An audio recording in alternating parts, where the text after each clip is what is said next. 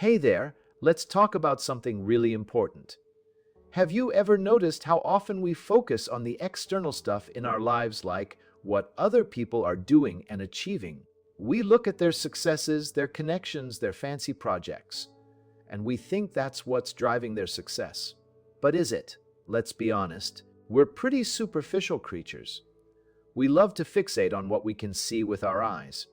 We want to know the secret to someone else's luck or success. We look for the magic bullet, a connection, a project, some kind of external validation that's going to make everything better. But here's the thing, those things are just symptoms. They're not the real deal. What really drives change and growth in our lives is what happens on the inside. It's the slow accumulation of knowledge and skills, the incremental improvements we make in our work habits. It's the ability to withstand criticism and keep going. We tend to ignore all that internal stuff because it's invisible. We're too busy looking at external signs of success to really pay attention to what's going on beneath the surface. And that means we miss out on the real transformation. Because in a few years' time, those external things can change again, but our internal habits and patterns, those are still there.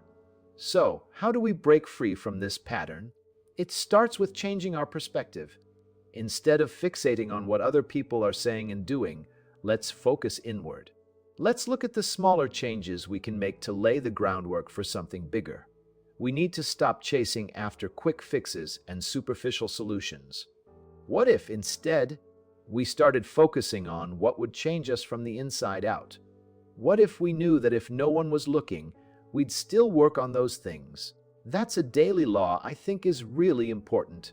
What would you work on if no one was looking?